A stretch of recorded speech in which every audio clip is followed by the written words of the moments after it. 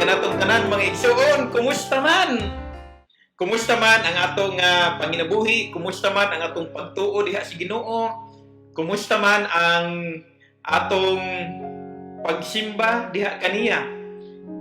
Pasalamat kita dako sa Ginoo nga in spite sa gihapon sa nagapangitabo karon mga igsoon nga naa kita sa enhanced community quarantine. Padayon gihapon kita nga nagapaminaw sa ihang pulong o magapadayon gihapon kita sa pagsimba ug pagdahig diha kaniya.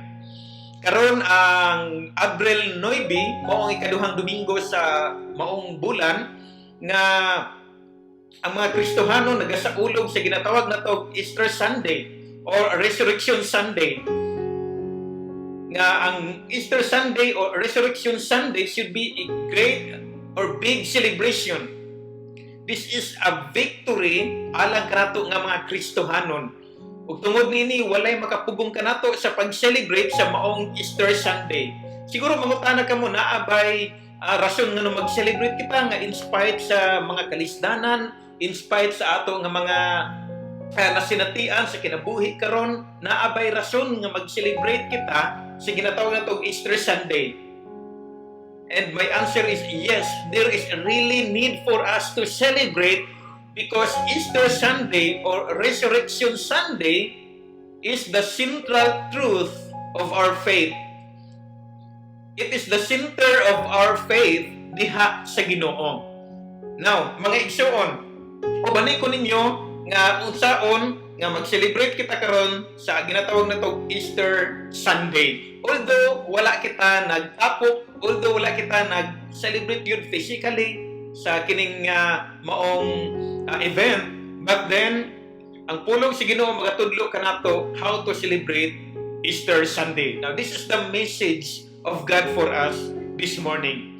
Now, if you have your Bible with you mga igsoon, napo mga Biblia diha o sa unsa man nga mga translations, diha ang inyong Biblia diha sa 1 Peter chapter 1 3 to 9. Again, 1 Peter chapter 1 verses 3 to 9. Ang pulong sa Ginoo nagaingon, praise be to God, the Father of our Lord Jesus Christ. In His great mercy, He has given us new birth into a living hope through the resurrection of Jesus Christ from the dead, and into an inheritance that can never perish, spoil, or fade. This inheritance is kept in heaven for you, who through faith are shielded by God's power until the coming of the salvation that is ready to be revealed in the last time. In all this you greatly rejoice, though now for a little while you may have had to suffer grief in all kinds of trials. This have come so that proven genuineness of your faith, of greater worth than gold, which perishes even though refined by fire, may result in praise, glory, and honor when Jesus Christ is revealed. Now, though you have not seen Him, you love Him, and even though you do not see Him, you believe in Him, and are filled with an inexpressible and glorious joy, for you are receiving the end result of your faith, the salvation of your souls. So mo ni ang patukuranan sa mensahe sa pulong sa Ginoo kanato karon nga kabuntagon, how to celebrate Easter Sunday. Now gisulti dinhi sa Ginoo, nagsulti dinhi sa pulong sa Ginoo pinaagi kang Peter, nagaingon siya that in His great mercy He has given us new birth into a living hope through the resurrection of Jesus Christ.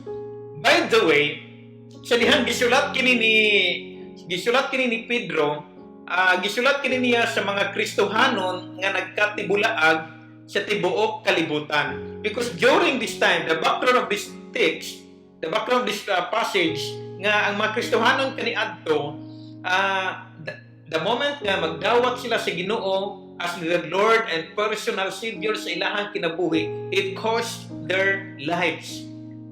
So dili lalim ang ilang naagian kaniadto sa dihang dawaton nila si Jesus, sa dihang mahimo silang kabahin sa pamilya sa Ginoo, mahimo silang mga anak sa Dios, dili sayon ang ilahang maagian. Ang uban kanila gina-torture, ang uban kanila ginapatay, ang uban kanila kay ginasunog, napagani balita nga sa garden ni Nero ginasunog ang mga Kristohanon aron nga mahayag ang ihang garden during night time.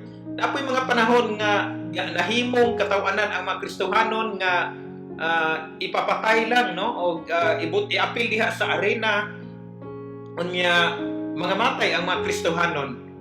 So dili sayon ang mga Kristohanon ang kinabuhi sa mga Kristohanon kaniadtong unang panahon. So ang nahitabo nini mga igsoon nga daghan nga mga Kristohanon nga nanglakaw ug ang uban kanila mubalik na lang, no, diha sa kalibutanon nga mga butang ug ang uban kanila nihawa gyud sa ilahang lugar and they were very discouraged ug ang uban kanila nagpalayo na gyud diha sa ilahang lugar. No? Ang uban kanila namalik na gyud, no, wala na nagpadayon sa ilahang pagtuo. So ang purpose nga nung gisulat kini ni Pedro aron nga i-encourage ang mga Kristohanon in spite sa sufferings, in spite sa trials, in spite sa problems nga ilahang naagian. So mo ni nga atong gibasa diri nga text, no? Ningon si Pedro, ganin siya, praise be to God, the Father of our Lord Jesus Christ, that in spite sa kadaghan nga mga sufferings, and yet, si Pedro, nagasulti gihapon siya og mga pagdayeg ug mga pagpasalamat diha sa Ginoo. In fact, in verse 3, nagaingon siya, new birth. Gihatagan kita sa Ginoo og new birth. Sa dakong kaluoy sa Ginoo, gihatagan niya kita bag-ong kinabuhi. No, kining bag-ong kinabuhi is the same sa ubang nga translation, ibutang diri is born again. Now, born again or new birth is not a religious organization. Okay? This refers to a spiritual birth. Okay? Born again or new birth refers to a spiritual birth. Having a new nature, having a new identity and new life in Christ. No, the moment nga nagdawat ka sa Ginoo, ingon nga Dios ug manluluwa sa imong kinabuhi, gihatagan ka sa Ginoo ug katungod nga mahimong anak sa Dios, ibag-o sa Ginoo ang imong una-una, ibag-o sa Ginoo ang kasing-kasing, ug mao ni siya ang ginatawag nimo personal experience sa imong pagtuo diha sa kang Jesus. Ug ang Ginoo nagahimo kanimo bag-ong tao. So, muna ginatawag og new birth. Muna ginatawag og born again. So, born again is a spiritual birth. It is your new identity and in your new life in Christ. You cannot be a Christian without a fresh beginning based on the salvation Christ brings. So, to be born again is a magnificent gift from God. So gibag-o sa Ginoo. So bag-o ka na karon, ang bag-o nimo kinabuhi dili na tumao, magsugod ka na sa imong bag-ong kinabuhi diha sa Ginoo. So sa dihang gihatagan ka sa Ginoo og bag-ong pagkatao, espirituhanon nga pagkatao, kini nga espirituhanon nga pagkatao mo'y madala kanimo ug mo'y motultol kanimo sa ginatawag into a living hope. Nga puro si Ginoo nagaingon, in His great mercy He has given us new birth into a living hope. So aduna kay dako og buhi nga paglaom sa imong pagkakristohanon, sa imong pagtuo diha sa Ginoo. Nagahatag kini, nagadala kanimo ug nagatultol kanimo sa dako og buhi nga paglaom. Now kining buhi nga paglaom dili ni siya wishful thinking nga mayon ka nga hinaot paunta, no, mayon ka nga siguro or sigurado or siguro or dili gud kana siya nga wishful ako dili sigurado gayon nga kini nga living hope is real and absolute hope. This is a very promising truth nga tungod sa imuhang bag-ong pagkatao diha sa Ginoo, pinaagi sa imong pagtuo diha kang Hesus, magahatag kanimo buhing paglaom. Ug kini nga buhing paglaom nagagikan diha sa pagkabanhaw ni Hesus Kristo. No, tungod diha sa pagkabanhaw ni Jesus Christ. No, sa ato pa kining pagkabanhaw mo usa ka dakong sumbanan kanato nga mga Kristohanon. Ang pagkabanhaw ni Jesus naa dinhi tanan na base naa dinhi tanan ang patukuranan sa atong pagtuo diha kaniya. No, through the resurrection of Jesus Christ from the dead. Now, the bodily resurrection of Jesus Christ is the center of the Christian faith. Mauni ang sentro, mauni ang patukuranan sa atong pagtuo. Kung naaman tay dako kaayo nga i-celebrate karon nga Domingo, atong i-celebrate ang pagkabanhaw sa Ginoo. Mas i-celebrate pa tani kaysa atong church anniversary. Mas i-celebrate pa tani kaysa uban nato nga mga Christian celebration or Christian events. Why? Because through the resurrection of Jesus Christ, it affirms the truthfulness of His life and His promises. Now, sa dihang buhi pa si Jesus Christ din sa kalibutan, daghan siya mga promisa. No, og ang iyahang pagkabanhaw nagapamatuod sa iyahang pagkamatinud-anon, sa iyahang claims kung kinsa siya, sa iyahang mga ginapantudlo kung kinsa siya, sa iyahang gipanulti. So it affirms. And another thing, not only it affirms but it confirms sa iyahang unique claim and His authority. Now, ningon si Jesus Christ, I am the way, the truth, and the life. No one comes to the Father except through me. Walay makaadto sa langit kung dili moagi kanako. It affirms, it confirms sa iyang claim. Ingon siya, I am the resurrection and the life. He who believes in me will live even though he dies. Now, makita na ito mga igsoon, ang iyahang claim, ang iyahang claim o ang iyahang mga pagtudlo o ang iyahang mga promisa mahimong tinuod o musuporta ang pagkabanhaw niya niini nga mga butang. So dako kaayo og kahimuan ang pagkabanhaw ni Jesus sa atong pagtuo. Mao nang bisan tinuod og physically nagkatibulaan kita, but then we can celebrate this Resurrection Sunday, this Easter Sunday, pinaagi niini nga mga kamatuoran. Not only it affirms, it confirms, but it proves that Jesus has eternal life. Nga ang Ginoo sa Jesus nga atong ginatuuhan o atong ginasaligan, nga ang promisa nga nagaingon siya, ang bisan kinsa nga motuo kaniya makaangkon og kinabuhing walay katapusan, tinuod gayud og walay kamatayon nga nakapugong diha kaniya. Ug ang usa ka butang nga kung naamay gikahadlukan sa tawo mao kining kamatayon, apan gihatagan sa Ginoo og assurance nga tanan nga motuog mosalig kaniya makaangkon sa kinabuhing walay katapusan. Og giprove ni Jesus Christ kining kinabuhing walay katapusan sa dihang nabanhaw siya gikan sa mga patay. And also this is also the reason for sharing our faith.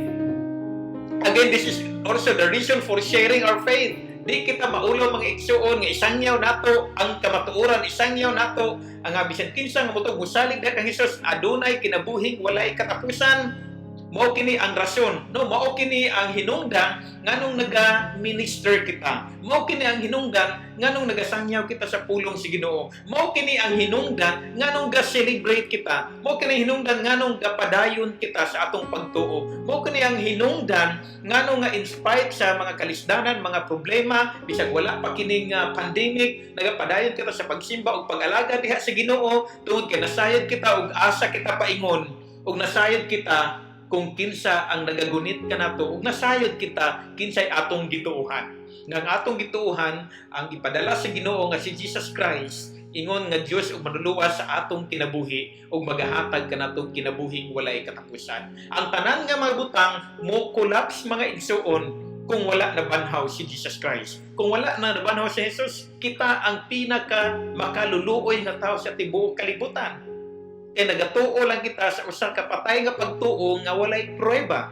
But then pinaagi sa pagkabanhaw ni Jesus, nahimong tinuod kining tanan og aduna kitay dako nga pasalamatan, dako nga pagsalig, dako nga pagdaig, pagpasalamat diha sa Ginoo og sa promisa nga iyang gihatag kanato nga kinabuhing walay katapusan kay ang nagpromisa mismo na banhaw gikan sa mga patay. Na makita na ito mga igsoon, gihatagan kita sa una sa tanan, gihimo kita mga anak sa Diyos, gihatagan kita niya bagong kinabuhi, ug ang bagong kinabuhi nagahatag ka na itong paglaom, buhi nga paglaom diha sa pagkabanhaw ni Jesus. Sa ato pa, ang pagkabanhaw ni Jesus, mao ang pundasyon, mao ang pundasyon sa tanan nato nga paglaom ug nagapahimo ka na itong iyahang mga anak diha sa atong pagtuo kaniya. Now, kini sa verse 4, nagaingon tayo sa verse 4, nagaingon ang pulong sa Ginoo nga through the resurrection of Jesus Christ from the dead and into an inheritance that can never perish, spoil, or fade. Now, this inheritance is kept in heaven for you. Is kept in heaven for you. Meaning to siya mga igsoon nga, gi-keep, no? Gisilyuhan sa Ginoo, gitaguan sa Ginoo kini nga inheritance. Now, kani atong unang panahon sa dihang gisulat kini ni Pedro, kasabot ni ini ang iyahang mga gisulatan. Gihulagway ni Pedro during the time nga ang mga Israelites na sila sa slavery sa Egypt ug gitagaan sila sa Ginoo, yatagan sila promise sa Ginoo nga moadto kamo sa promised land, no? Ang promised land nga kung ihatag kaninyo, ang yuta kasag nga ihatag kaninyo is an inheritance. So ang mga tao sa mga Israelites nagapadayon sila pagpanglakaw, looking back to that inheritance, looking forward to that inheritance. So ginalantaw nila ang inheritance, no? So karon gisultian sila ni Pedro sa atong nga text, gisultian sila ni Pedro nga kining buhing paglaom pinaagi diha sa resurrection ni Jesus, no? Pinaagi diha sa pagkabanhaw ni Jesus. Sigurado gayud nga magalantaw kita ni anang inheritance, magalantaw kita ni anang promised land. Kung kana nga promised land nga gisulti ni Pedro, dili na siya ma-fade, dili siya dili na diha wala na pag-antos diha. No, wala na kamatayon diha. Di siya ma-spoil, di siya mapanos, di siya mabaho. Meaning to siya mga igsoon, this is a perfect place. Nga kung diin gipakita ni Pedro nga mao kini ang kapadulngan sa atong pagtuo. Okay? Now, into an inheritance that can never perish. Now, in this context, the hope of salvation is now describing to the inheritance. Now, Christian now look forward to this inheritance. This is a priceless, lasting, eternal inheritance. Eternal life in the eternal city of God. Muna niingon siya nga, this inheritance is kept in heaven for you. Now, pagkanindot mga igsoon, nga pinaagi sa pagkabanhaw ni Jesus, now, kay imong tanawon diha through His resurrection, pinaagi sa iyahang pagkabanhaw. Muna yung pundasyon sa tanan. Pinaagi sa iyahang pagkabanhaw, ginagatuo kita, nagadawat kita diha kaniya, nagasalig kita, gidawat ato sa ingon nga Dios ug manuluwas sa atong kinabuhi, nahimo kitang mga anak sa Dios o gitagaan kita niya bag-ong kinabuhi. Now, granted nga aduna kanay bag-ong kinabuhi. Kining bag-ong kinabuhi mga igsoon, mao ni ang nagatudlo kanimo, no? Ginatawag ni siya og justification. You are justified by faith. Sa theological term pa na siya, you're justified by faith. And then the moment nga nahimo ka ng anak sa Ginoo, mao nay nagatudlo kanimo. Pinaagi sa pagkabanhaw ni Jesus, nagatudlo kanimo nga magalantaw mga igsuon sa langitnon nga mga butang. Nga kining langitnon nga mga butang nga gitudlo sa Ginoo kanato, magbutang kini gitudlo sa Ginoo nga ang langit, no, mo ni siya ang inheritance. Okay? Now, ang gipakita sa Ginoo ang ginatawag og regeneration, gibag-o ka sa Ginoo og ginapakita usab sa Ginoo ang inheritance nga moabot ang panahon, you will be glorified. So, there is going to be a glorification process moabot ang panahon. Mo nang ipakita sa Ginoo nga moabot ang panahon nga magalantaw kita ni anang inheritance. So there is a justification, regeneration, and glorification ipakita sa Ginoo kanato. But then pagkanindot sa kabutang nga gipakita sa Ginoo. Pero ingon ang pulong sa Ginoo, no, sa atong text, nagaingon siya nga in all this you greatly rejoice. In all this you greatly rejoice. Though now, for a little while, you may have had to suffer all grief in all kinds of trial. Akong balikon mga igsuon, nagaingon siya, in all this you greatly rejoice. Magakalipay ka mo niini nga mga kamatuoran. Pero sa pagkakaroon, ingon siya, mag-antos ka mo sa tanang klase nga mga pag-antos.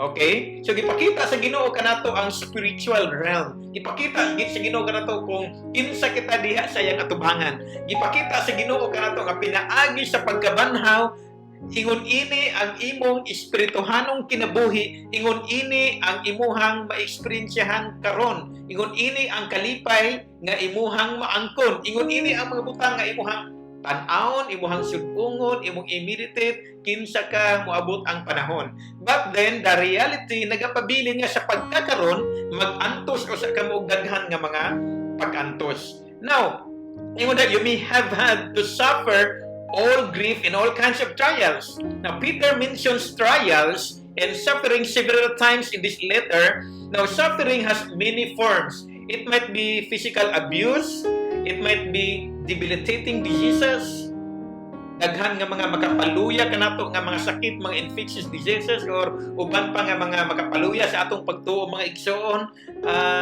Sufferings might be social rejection or persecution, or wa kabalo unsa pa nga mga butang nga makapahimo kanimong babag sa imong pagtuo nga makapaluya diha kanimo nga makaingon ka nga this is sufferings.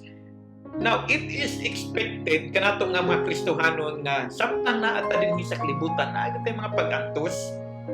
Wala man nagpromisa ang Ginoo o kanang pagsulbad sa tanan niya nato nga mga problema.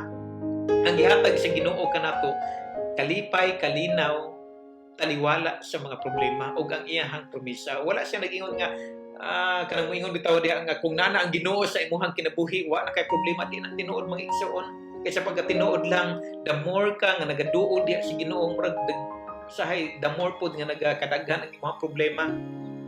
The more ka nga magalantaw sa imuhang kalipay sa imong relasyon diha sa Ginoo, the more pod nga naay mga outside forces nga muguba sa imuhang panghuna-huna. So, muni mga igsoon nga ang atong pagtuo na agyoy spiritual battle. Now, nganong gialaw man sa Ginoo ang mga problema, nganong man nga gialaw sa Ginoo ang pain and sufferings, mga problems sa atong kinabuhi. Ang pulong sa Ginoo nagaingon, no? This have come so that the proven genuineness of your faith. Okay. Ang mga problema, mga igsoon, muna siya ang acid test. Kung unsa gyud ka tinuod o unsa gyud ka realidad ang atong pagtuo diha sa Ginoo. Sa nagigi-illustrate diri ni Pedro nga sama sa usa ka bulawan. Ang bulawan kani atong unang panahon or bisan karon mao ni ang pinaka-precious nga metal. Mao ni siya ang pinaka-worth nga metal kani atong unang panahon.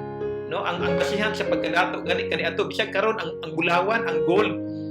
Ang atong pagtuo mas precious pa kaysa bulawan. Ug ang proseso para mugawas ang tinuod nga bulawan, iagi na siya og refining fire para katong mga impurities sa bulawan mga wala og magpabilin ang pure nga bulawan ug magamit na siya nga bulawan. Ingon ana ang proseso niya. Now, it is tungod kay ang atong pagtuo mas halangdon pa, no, mas bulawanon pa kaysa bulawan, mo nang i-refine pod ang atong nga pagtuo pinaagi sa mga problema, pinaagi sa mga kasakitan, pinaagi sa mga trials, problems and suffering para mugawas gyud, no, kung unsa ka tinuod ug unsa ka realidad ang imong pagtuo diha sa Ginoo. So buti pasabot mga igsoon sa pagkaron na atay mga problema, yes, natay mga sufferings, nagatubang tag pandemic, nagatubang ta og daghan-daghan og klase nga mga sakit, pero kini siya adunay dako nga katuyuan sa atong pagtuo ug dili makapahimo kanatong babag sa atong pagsaulog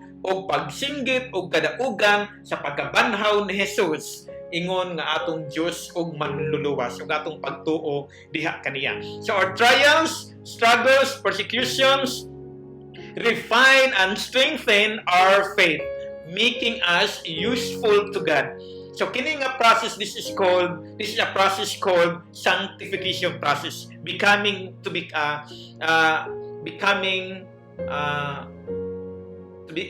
like Christ, no? To become like Christ. Kini nga mga struggles, kini nga mga problema nato mga igsoon, nagapakita kini nga mahimo kitang sama ni Kristo. Si Jesus Christ bitaw nga atong Dios ug manluluwas nagaantos man pod, no? Moagi gyud putang mga pag-antos. Okay, nabanhaw man siya, banhawon po taniya. Moabot ang panahon sa tanan nga nagtuo o nagsalig diha kaniya. Now, asa man ni nagsugod kining tanan? No, unsa man gyud ang pundasyon niining tanan? Nagsugod siya sa pundasyon sa pagkabanhaw ni Kristo. Dito na angkla ang tanan natong pagtuo, ang tanan natong pagpasalamat ug pagdayo ug ang tanan nga mga promesa mga igsoon nagabase sa pagkabanhaw ni Jesus Christ. Nung muna atay mga patos, remember, you have to remember nga sa dihang gisulat kini ni Pedro sa mga Kristohanon, ang ilahang sitwasyon dili hayahay. Nagatubang sila og dako kayo nga problema. Nagatubang sila og dako kayo nga persecution. They were being tortured. They were being killed day and night because of their faith in Jesus Christ. And yet, ingon ni Pedro nga taliwala niini magakalipay kita kamo, magakalipay kamo, taliwala niini maga-celebrate kamo, taliwala niini aduna kamoy dakong paglaom tungod sa pagkabanhaw ni Kristo. Now, kung imong tan-awon mga igsoon nga wala gyud naundang ang pagkaylap sa maayong balita o gani naabot sa atong panahon karon nga nagatuo nagasalig kita diha kang Hesus ingon nga Dios ang manuluwa sa atong kinabuhi tungod kay kini nga mga tawo kaniadto in spite sa ilahang nga mga problema nagapadayon sila sa pagsangyaw ug hangtod naabot kanato karon ang kamatuoran. So wala nakapahimong babag ang mga pag-antos nga dili sila magsaulog sa pagkabanhaw ni Kristo. Sa atong kinabuhi karon mga igsoon ingon ana pod nga walay mga butang nga makababag kanato sa pag-celebrate nato diha sa Ginoo kay nasayod kita kung kinsay atong gituohan. Sa ato pa mga problema ug mga kalisdanan nga atong natubang mga kuala ni siya no, mga acid test ginatistingan lang ta aron pag yun nga mahimo pag yung useful ang atong kinabuhi diha kaniya. Now, na kung imong tan-awon ni mga igsoon, no? Kung tan-aw na to ang pulong sa Ginoo sa mubo lang nga mga passage nga atong nakatunan karon, believers, no? Akong ipakita, akong isulti kung unsa man atong mga learning nining in celebration sa atong Easter Sunday. Believers were reborn to a living hope by Jesus' resurrection. Akong usbon, believers were reborn gibag-o sa Ginoo, giusab sa Ginoo ang tanang magtotoo ngadto sa buhing paglaom diha sa pagkabanhaw ni Jesus. Wow! Di tungod sa pagkabanhaw ni Jesus mga igsoon, we can shout victory. We can celebrate victory in spite of pandemic. Okay? Now, the hope of Christian is that Christ's resurrection is a promise of their own future resurrection. Mga igsoon sa kunang gikaingon nga ang pinakadako nga gikahadlukan sa tao mao kining kamatayon. Pag ingon ni Jesus Christ, I am the resurrection and the life. He who believes in me will live even though he dies. Mamatay man ta physically, pero adunay pagkabanhaw o papuyon kita sa lugar nga kung diin asa ang Ginoo nagapuyo. Now, ang atong paglaom nga mga Kristohanon naa diha sa pagkabanhaw ni Jesus o kini nga pagkabanhaw nga atong gituohan moabot ang panahon nga kita pagkabanhaw usab. Nga pagkaanindot nga kamatuoran mga igsoon nga ang pagkabanhaw ni Kristo mao'y pundasyon sa atong pagtuo ug ang ikadlukan nato nga kamatayon padayon no maputol na siya nga kahadlok. Hatagan kita niya kalipay o kalinaw nga magapadayon nga doon ay kinabuhi walay katapusan. Okay, another thing mga igsoon nga learning ato makita diri. Number 3, Peter's words offer joy and hope in times of trouble, and he bases his confidence on what God has done for us in Christ Jesus. Now remember nga the moment nga gisulat kini ni Pedro kini nga sulat, ang purpose nini mga igsoon is to encourage the believers in spite of suffering, in spite of the trials, in spite of the problems. So kini nga pulong sa Ginoo nagahatag og kalipay ug paglaom nga taliwala di sa mga problema, we can still have a joy and a peace. It's because of the resurrection of Jesus Christ. Now mga igsoon, ang title sa ato nga Wally, how to celebrate Easter Sunday. So how to celebrate this Resurrection Sunday with great hope, with great joy, and with a shout of victory and with a shout of hallelujahs. No, unsaon man ato mga igsoon nga taliwala nini nga atong nasinatian karon, we can still celebrate. Number 1 is by glorifying God. By glorifying God for the living hope of eternal life, whatever circumstances we may encounter. Granted nga naata karon sa kalisdanan, naata karon sa taliwala sa mga problema ug mga trials sa atong kinabuhi, but we have this in our mind. We have this living hope of eternal life that someday dadun ta si Ginoo sa langit nun nga Pinoy-anan nga iyang gipromisa kanato. Magahuna-huna kita mga igsuon nga kini nga mga kamatuoran makahatag kanatong paghimaya diha sa Ginoo, and we can glorify God. How we can celebrate this Easter Sunday? By glorifying God for that living hope. Una-una to kana nga buhi ug lig-on nga kamatuoran sa kana nga panghuna-huna makahatag kitag kahimayaan diha sa Ginoo. Now, another thing, dili lang kay kini nga living hope mo ay atong patukuranan mga igsoon. Another thing is atong dawaton kung unsa man ang mga trials nga mahitabo sa atong kinabuhi. So by accepting trials as part of the refining process that burns away impurities and prepares us to meet Christ. By accepting trials. Nobody wants trials, nobody wants problems, difficulties in life. But then, tungod kay lig-on ang atong paglaom diha sa Ginoo, dawato na to kung unsa man ang mga butang nga may tabo sa atong kinabuhi. Kay pinaagi ni ini mga igsoon, kini nga mga trials, gina-refine sa Ginoo ang atong pagtuo, gina-refine sa Ginoo ang atong pagsalig ug ang pagkamatinud-anon sa atong pag-ila ug pagdawat diha kaniya. Another thing, by glorifying, by accepting, and another thing, by having the assurance of a living hope and glorious future. Usahay mo gud mga igsoon, maabot ang mga panahon sa atong kinabuhi nga naatay mga problema, usahay mo gud ta nga gibiyaan ta si Ginoo, nagahuna-huna ta nga murag di man siguro tinuod ning akong pagtuo, no? Ang gitagaan ko sa Ginoo daghang king problema, di man siguro awak man siguro gugmas Ginoo nako diri. Now we have to remember nga ang promisa sa Ginoo is absolute. Ang promisa sa Ginoo is true. Nga dili na siya mapaling-paling. Nga ang tanan nga nagtuog nagsalig nagdawat diha kaniya, gihatagag katungod nga mahimong anak sa Dios ug hatagan sa kinabuhing walay katapusan. Ang tanan nga nagtuog nagsalig nagdawat diha sa Ginoo bisan siya mamatay apan maabot ang panahon nga buhion siya sa ulahing nga mga adlaw. Ug kini nga magkamatuoran dili ni siya mapaling-paling kung unsa man mga igsuon ang atong masagubang sa atong kinabuhi. So, glorifying God for that living hope rooted in the resurrection of Jesus Christ by accepting whatsoever circumstances that we may face. And number 3, by having the assurance of the living hope and a glorious future. Now, mga igsoon, no, hinaot pa nga kini nga pag-celebrate nato karon nga sa Easter Sunday, hinaot pa nga magahatag kanato pagyud og dugang nga pagsalig nga dugang pagyud nga pagdaig diha sa Ginoo.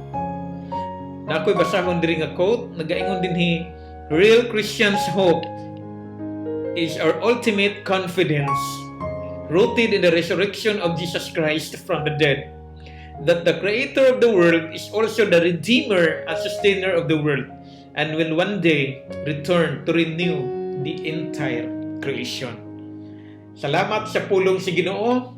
Hinaot pa nga kung unsa man ang mga butang nga inyong ginapanghimo karon mga igsuon, pagahatag kini og kalig-on og akong mga pag-ampog, akong mga paghangyo nga naay mga pipila usab ka mga tawo nga naa sa atong palibot nga wala pa gyud makabalo, wala pa gyud makasabot digani sa mga paghintabo karon nagapangita pa gyud sila unsa pa gyud mga sulbad niini nga mga problema mga igsuon. Hinaot pa nga kining inyong nadunggat karon, hinaot pa nga kining inyong natan-awan maka-share ka mo diha kanila, maka-share ka mo sa gugma sa Ginoo, maka-share ka mo sa unsa ang mga promisa nga inyo usab nga naangkon o na-eksperyensyahan diha sa Ginoo. Nga ang Dios magapadayon sa pagpanalangin, pagbindisyon kanatong tanan hangtod nga magkita-kita na punta sa ingon ini siguro gihapon nga pamaagi or physically magakauban na kita sa pagdaig diha sa Ginoo. Og atong takupon mga igsuon kining atong mensahe sa pulong sa Ginoo pinaagi sa mga pagampo. Magampo kita, labing gamhanan ug balaan ng mga Dios. Nagaduol kami kanimo Ginoo. Nagapasalamat kami sa imuhang pulong nga nagahatag kanimo paglig-on taliwala sa among giatubang karon. Nga amo Ginoong i-celebrate ang imuhang Ginoong kamatayon nga kini nga pinaagi sa imuhang kamatayon, pinaagi sa imuhang pagkabanhaw Ginoo. Aduna kami dakong paglaom, aduna kami dakong kalipay, buhi nga ang imuha Ginoong promisa nga kinabuhing walay katapusan diha sa imong gingharian mahimo og tinuod gayud. Nagaampo kami Ginoo nga kini nga video, kini Ginoo nga streaming makahatag og paglig-on Ginoo ug makakaplag ang mga tawo nga wa pa makaila diha kanimo. Amo kini gipangayo padayon ka Lord nga magahatag og protection, padayon ka Ginoo nga magahatag og paglig-on Ginoo sa among adlaw-adlaw nga paginabuhi. Among gibalik kanimo ang tanang pagpasalamat, dungog ug himaya sa ngalan ni Hesus nga among Ginoo manluwas. Amen.